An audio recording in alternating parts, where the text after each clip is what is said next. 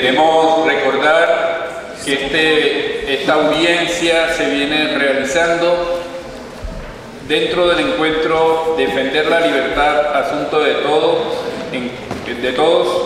encuentro de víctimas de abuso policial. Vamos a continuar con la participación de Aide Moreno de FENSUAGUA. Muchísimas gracias por la participación en este escenario, sobre todo los agradecimientos al compañero representante de la Cámara, Iván Cepeda. De verdad que quiero empezar diciendo que los campesinos no somos terroristas. Los terroristas son la fuerza pública que agrede, amenaza y asesina. Los campesinos somos luchadores del pueblo. La historia de FENSUAGUA está enmarcada en una gran ola de persecución, estigmatización, señalamiento, judicialización, asesinato contra sus dirigentes locales, departamentales y nacionales, golpeando duramente nuestras bases por los grupos paramilitares al servicio de los grandes terratenientes, auspiciados por las fuerzas militares, policiales, en muchos departamentos como Meta, Arauca, Tolima, Guaviare, Cundinamarca, Magdalena Medio, Sucre, entre otros. Esas persecuciones han registrado más de 1.500 asesinatos en los más de 36 años de existencia de nuestra federación. Hemos visto cómo se ha querido exterminar nuestra organización por los tantos asesinatos que se han cometido, solo porque nuestras organizaciones campesinas, que se encuentran ubicadas en los rincones más espéritos de nuestra amada Colombia, y vienen organizándose productos de las necesidades que padecen, como la falta de educación, vías, viviendas dignas, salud, créditos e inversión social, alzando su voz de protesta ante la falta de una política de Estado, y vemos cómo las locomotoras mineras vienen avanzando en los territorios sin ningún control y consulta a las comunidades campesinas.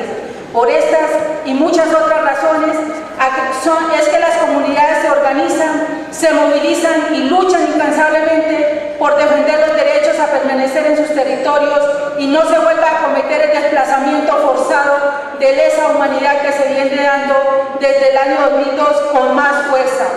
Estas comunidades vienen siendo condenadas por las autoridades policiales y militares solo porque han tenido la capacidad de organizarse y defender sus derechos.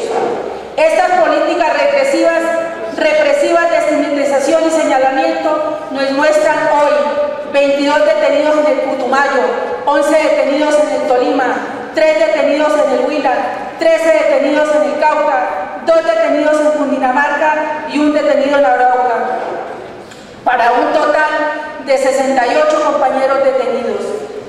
La desaparición del compañero Henry Díaz el 18 de abril de 2012, cuando se dirigía hacia el corregimiento de Teteyé, zona totalmente controlada por el Ejército Nacional.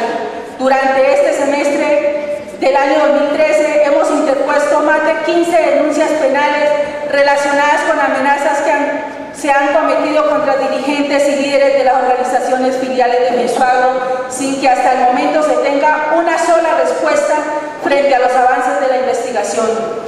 Persecución por parte del Ejército Nacional al compañero Jimmy Ortiz en el municipio de Arbeláez, Cundinamarca. Como cosa extraña, hoy está siendo amenazado por grupos paramilitares Águilas Negras en el marco del paro nacional agrario, amenaza que fue subida a la página Facebook que se hace denominar País Libre, donde decían que iba a correr sangre en el departamento de Cundinamarca del compañero Jimmy Ortiz. Persecución permanente por parte de miembros del Ejército y Policía Nacional a miembros de la Mesa Departamental de las Organizaciones Campesinas del Putumayo, al compañero Andrés Bastidas, cuando se encontraba en el Parque Nacional de Mocoa, le fue quitada su cédula y además fue fotografiada por personas de civil.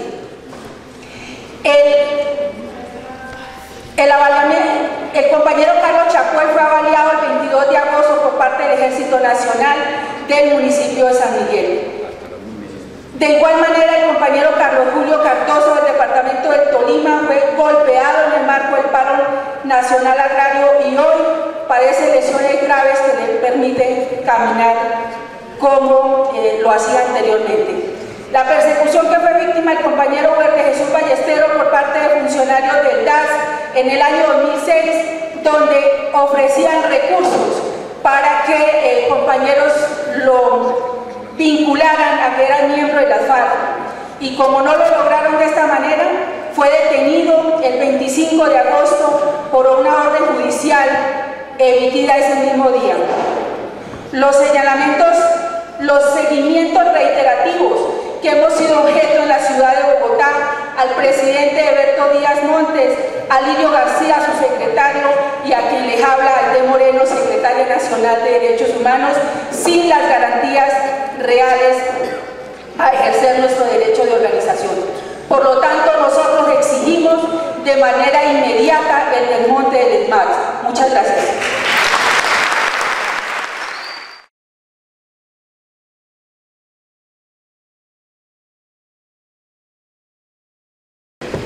Buenas a todos y a todas. Estamos absolutamente seguros y seguras que el gobierno de Santos quiere acabar con este país. Es decir, estamos hablando de un país donde hay 20 millones de pobres, 8 millones de indigentes, 5 millones de desplazados, 2 millones de desempleados y todavía preguntan que por qué protestamos. Ahí reside el debate central sobre por qué son las protestas en Colombia, pero además porque estamos absolutamente convencidos y convencidas que es en las calles de Colombia donde reside la democracia y no en este recinto que ha estado manchado de parapolítica y de corrupción. Allá en las calles de este país es donde vive la democracia. Mi nombre es Brian Rojas, soy vocero nacional del sindicato estudiantil, estudio en la Universidad Nacional de Colombia. Estudio ciencia política, pero no tengo dónde estudiar porque el techo de mi facultad se cayó. Le preguntaría a los policías que están acá si alguna de sus sedes se les cae el techo. Obviamente no. ¿Saben por qué? ¿Y saben por qué protestamos? Porque resulta que para el otro año el gobierno nacional le va a entregar al Ministerio de Defensa 29 billones de pesos y a todas nuestras universidades públicas 2,4 billones. El 10% es lo que se invierte. En guerra se invierte en educación en este país. Y de eso es lo que estamos hablando. Por eso es que protestamos en este país.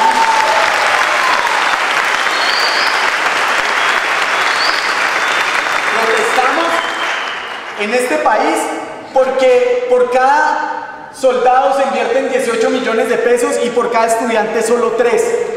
Protestamos porque del 2002 a este año en Colombia se han construido 3 centros de inteligencia, 102 CAI, se han construido 7 bases militares y ni una sola universidad. Y protestamos porque soñamos con un país diferente.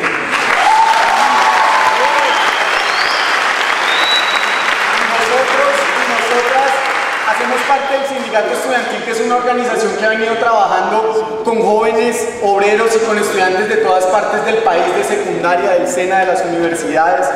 Y por esto hemos sufrido múltiples amenazas. Si nos quedamos presentándolas todas nos va a dar hasta las 10 de la noche, así que vamos a presentar solo las más emblemáticas. A nuestro compañero Eider Martínez de la Regional Atlántico, el CTI, con un agente que estaba sin ningún tipo de identificación, lo aprendió en horas de la noche el día 9 de agosto, lo capturaron ilegalmente, lo interrogaron y lo torturaron, diciéndole que era lo que hacía el sindicato.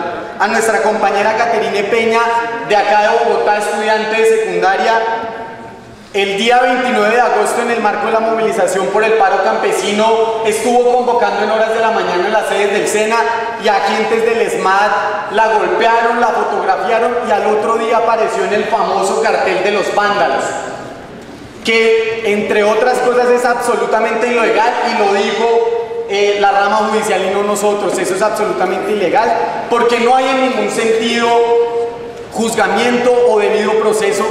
Y en esa lógica nuestra compañera apareció en ese cartel de los vándalos.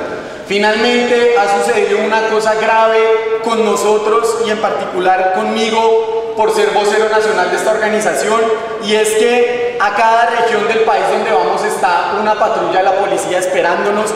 He sido expulsado de varias sedes del SENA, en Santander, en el Tolima, por estar convocando a las jornadas de movilización. El 21 de junio, acá en la sede del SENA en Bogotá, por estar enfrente de la sede del SENA, llegó un camión y una patrulla y nos desplazó sin ningún tipo de justificación.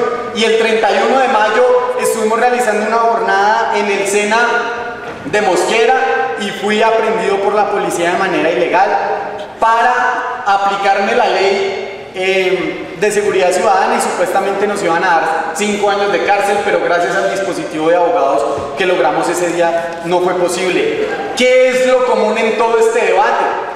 Que para eso quisiéramos que la policía nos diera explicaciones, que no hay identificación, no tienen identificación, muchas veces no hay justificación para lo que hacen, no usan la ley que supuestamente dicen defender y tienen una manía que pareciera absurda y es de dispararle a todo el mundo a la cara. Los gases lacrimógenos, las aturdidoras, todo lo que utilizan lo disparan al rostro y eso ha significado que muchos compañeros y compañeras nuestras no solo pierdan extremidades sino también que pierdan la vida. Pero qué paradoja la que está aquí presente. Cuando hay desmanes en la movilización, todos los estudiantes somos delincuentes, pero cuando hay desmanes en la policía, solo son algunos, solo son algunas mensajes.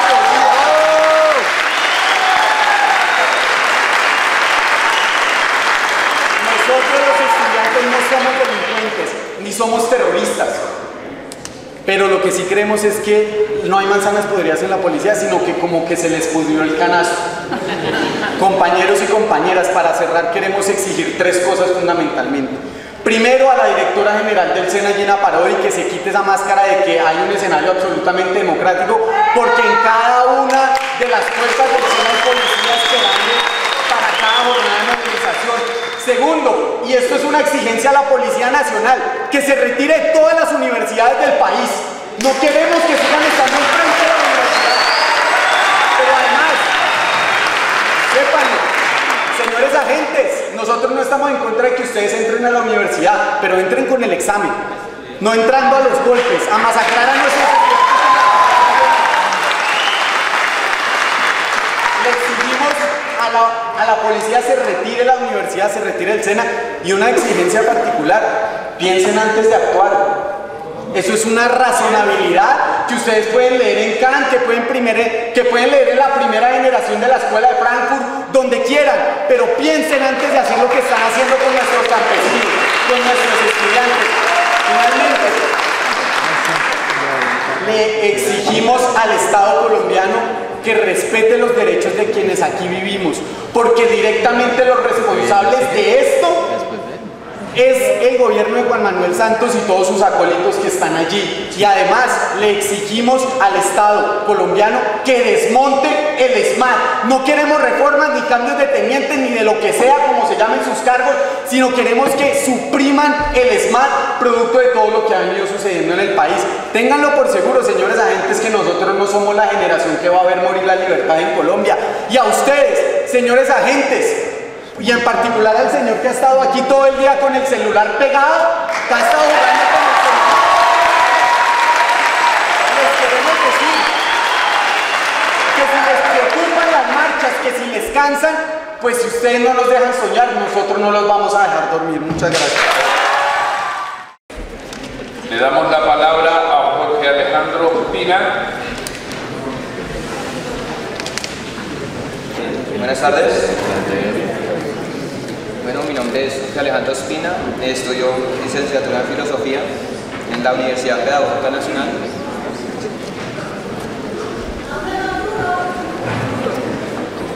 El contexto en el que se desarrolló el paro agrario en la universidad, concretamente con unos estudiantes de la carrera de Filosofía, pues tuvimos la idea de apoyar la manifestación de los campesinos. Y tomamos la decisión de salir a marchar el día 29 de agosto en señal de apoyo pues, al movimiento campesino, agrario y popular. Ese día pues efectivamente salimos de la Universidad Pedagógica y a la altura más o menos de la carrera séptima con el Parque Nacional empezaron a generarse enfrentamientos entre la fuerza pública y los manifestantes. En ese momento logramos pues mantener el grupo unido y no nos dispersamos, tratamos de estar unidos en ese momento. Pero ya aquí, llegando a la Plaza de Bolívar, los enfrentamientos fueron muy fuertes, me dispersé de mi grupo, quedé solo y pues lo único que hice en ese momento fue grabar con mi celular los hechos que estaban sucediendo. En ese momento un agente del SMAT ve que estoy grabando, se me acerca, me dice que me vaya, pues yo empiezo a retirarme del lugar y él, en un intento como de quitarme el celular y todo, me empuja y me aplica gas, una especie de gas que me ardía mucho.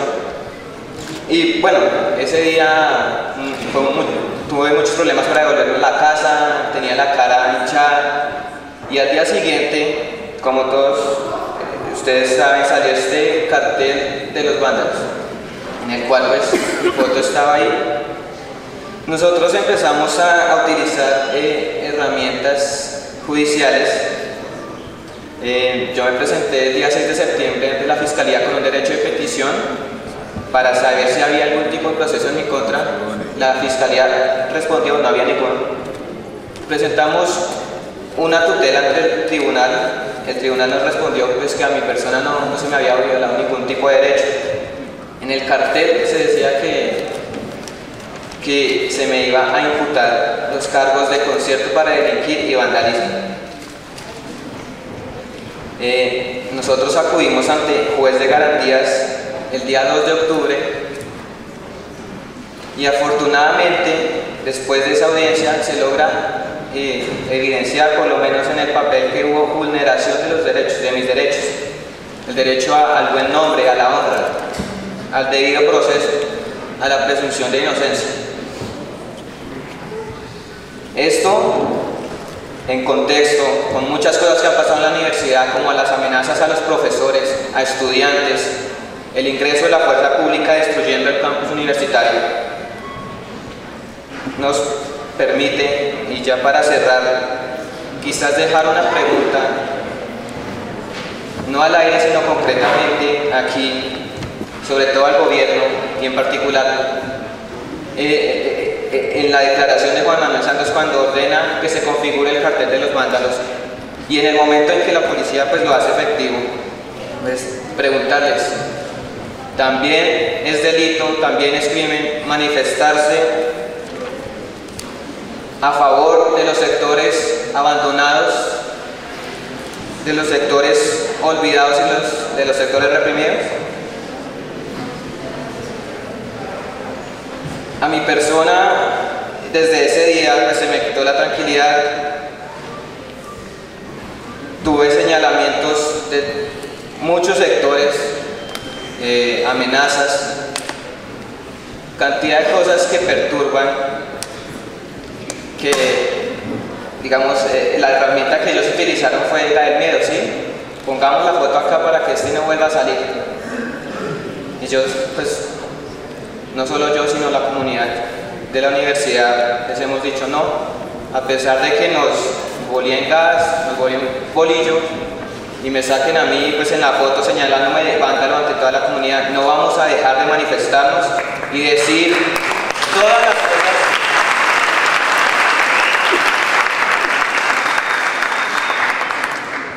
No vamos a dejar de manifestarnos en contra de todas las políticas que vulneren nuestros derechos, que vulneren nuestra vida. Muchas gracias.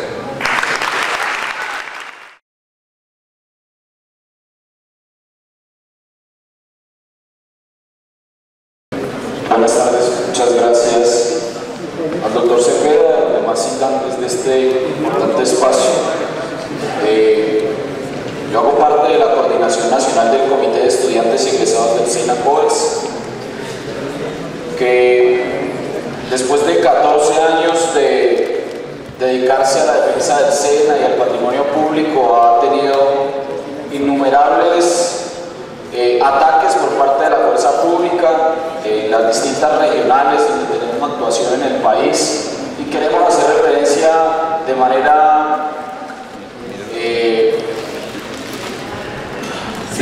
muy tajante sobre las denuncias que hemos elevado ante los distintos organismos correspondientes de lo sucedido fundamentalmente este año.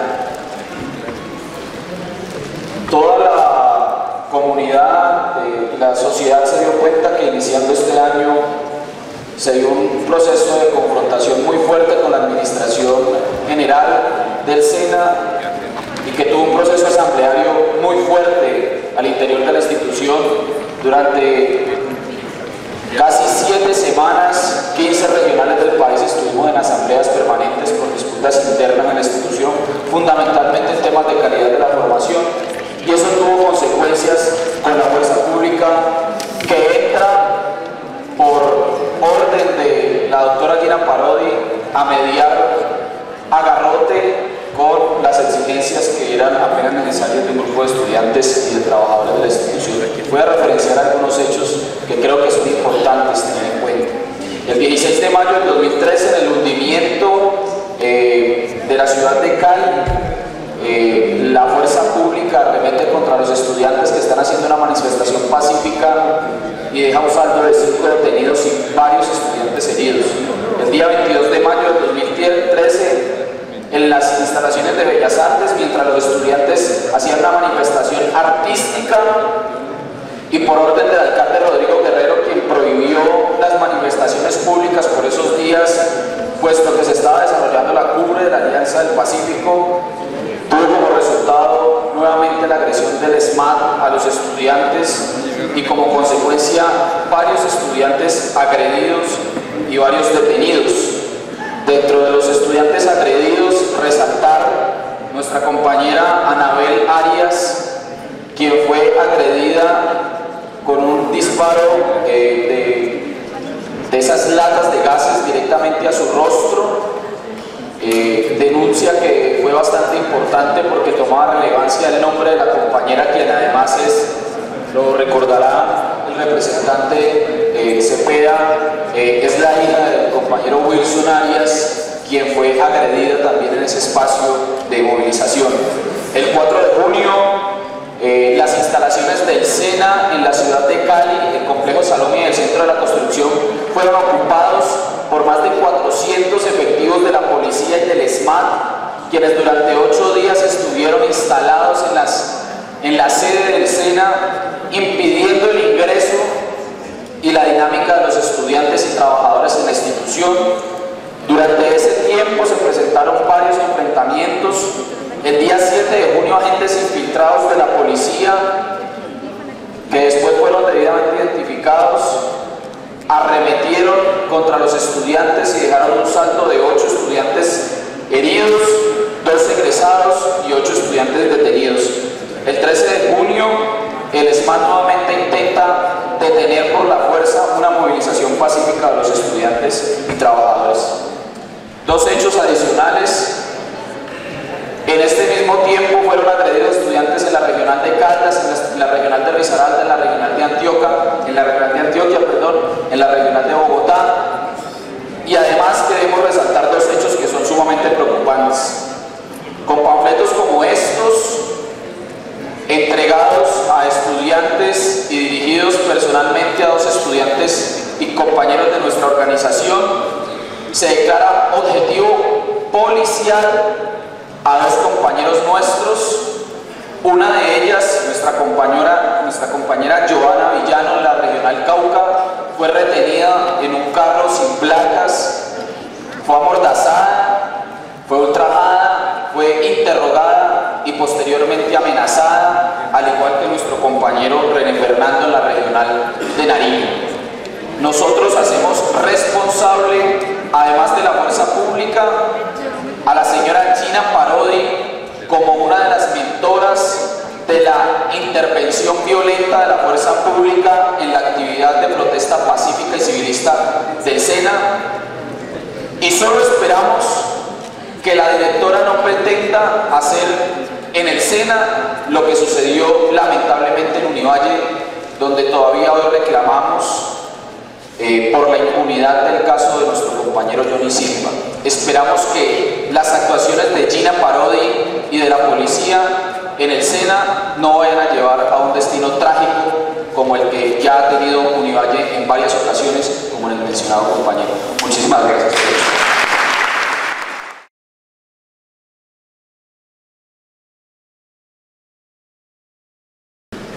Primeramente, darle las gracias al doctor Iván Cepeda habernos invitado. Muy buenas tardes, compañeros y compañeras. Nosotros, como organización sindical Sintracap, venimos a comentarles lo que ha pasado con una empresa que ha emitido y ha maltratado, vulnerado y asesinado a diferentes líderes sindicales. En el año de 87, más exactamente, se conformó el primer sindicato dentro de la empresa Copetran, siendo en una manifestación asesinado un compañero que había venido de la ciudad de Medellín a acompañar una protesta, que su nombre era Jaime Berrío, y fue asesinado frente a las instalaciones de la empresa Copetran en Bucaramanga. Luego asesinaron a 4 compañeros más, 3 en una casa cuando se encontraban reunidos, y otro que lo persiguieron hasta la ciudad de Barranquilla, en el barrio Chino más exactamente. Después se logró tratar otra organización sindical años después, y la empresa, por medio de algunos de sus integrantes, hace que estos compañeros se desplacen de la ciudad de Bucaramanga, y ahí queda otra vez atentado contra la organización sindical, no pudiendo reclamar sus derechos. Viene después otra organización sindical en la cual dicen de que los arreglaron le dieron plata para que se terminara la organización sindical, de cual están en investigaciones esas propuestas. Y en el año 2008 surge Sintracap, la organización de nosotros, y en el momento en que surge la organización piensan discriminarla y exterminarla, primero con el hecho de acabar con los compañeros que venían siendo sindicalizados, haciéndolos renunciar. A los que no renunciamos a la junta directiva de esa organización sindical, que no renunciamos, nos despiden violándonos el fuero circunstancial y todo lo que nos podía a nosotros proteger en ese momento. Debido a esto, nosotros hacemos una huelga de hambre el 26 de diciembre del 2008, en el cual llega las CIAs, como les decimos nosotros, la Defensoría del Pueblo, el Ministerio de la Protección Social y diferentes organismos a hacer el diálogo con nosotros para que levantáramos la huelga el día 29 a las 6 de la tarde, habiendo un arreglo de que nos encontráramos a las 8 de la mañana el día 30 en el Ministerio del Trabajo. Pero a las 2 de la mañana llega un grupo del SMAT, aproximadamente 50, a sacar a 4 personas que nos encontrábamos haciendo una huelga de hambre donde llevábamos más de 72 horas sin comer nada. Y tuvieron la descaradez de mandar 50, más o menos como 50 hombres a sacarnos. A las 2 de la mañana, cuando no se encontrara nadie para que pudiera grabar o hacer una denuncia pública sobre esto.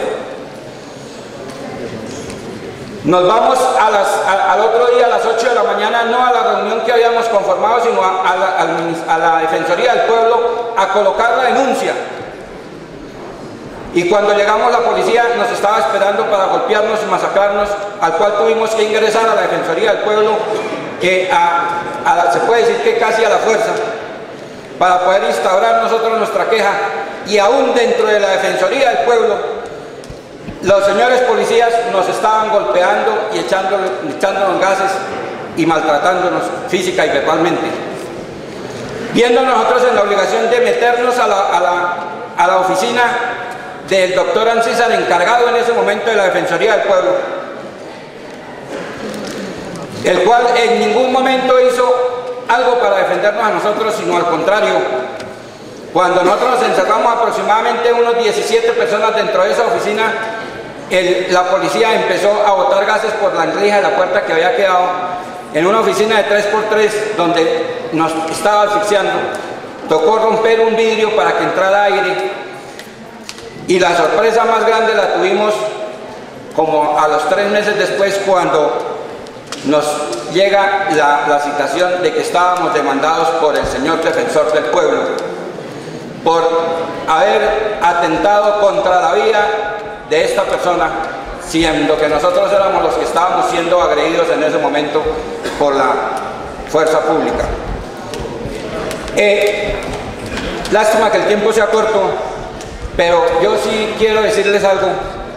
Nosotros tenemos unas denuncias claras y concisas no solamente contra la policía, sino también contra los jueces y los magistrados en Bucaramanga. De 17 demandas, ninguna nos ha salido a favor. En primera y en segunda instancia nos la boquetean. Y aparte de eso, las que vienen para Bogotá no son leídas. De antemano le pido una colaboración al doctor Iván Cepeda para que sean leídas algunas o sean estudiadas algunas de las tutelas últimas que hemos colocado. Yo le dejo el documento al doctor Iván, y de todas maneras muchas gracias, muy amable por haberme escuchado.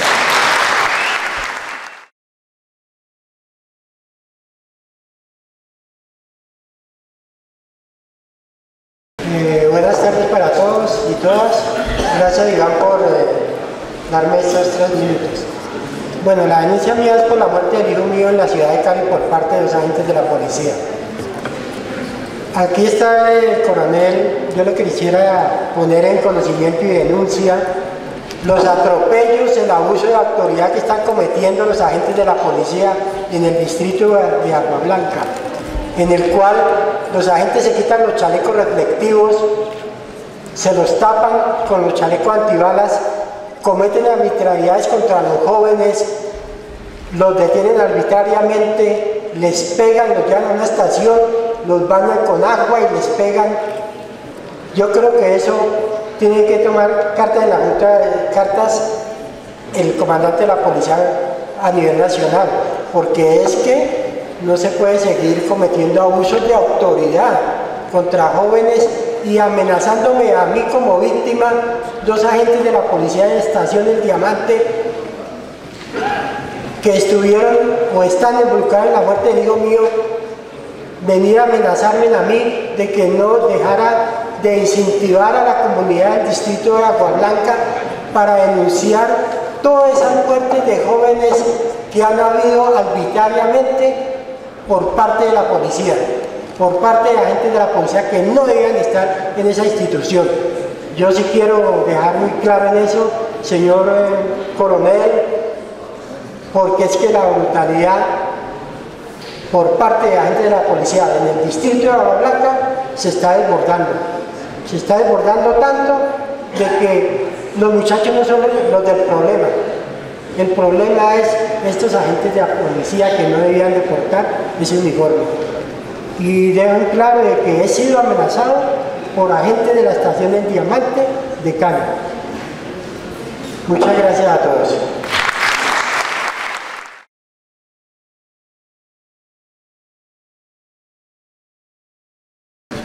Buenos días, tarde ya. Traía un escrito, pero pues de él, por la premura del tiempo, trataré de entrelazar algunas ideas frente a un caso emblemático de criminalización de la protesta que ha acontecido en el sur del país.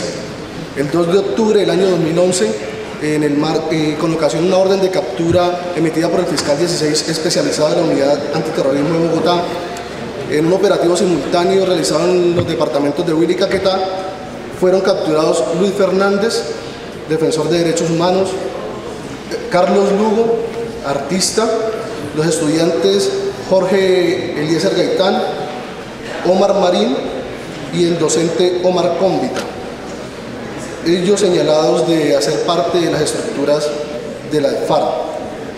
Con base pues, en este señalamiento se dio inicio a un proceso judicial caracterizado siempre por la mala interpretación de la normatividad penal y procesal y de golpe contrariando el principio de celeridad e inmediatez. Digamos que el proceso judicial que tiene en la cárcel a estos líderes sociales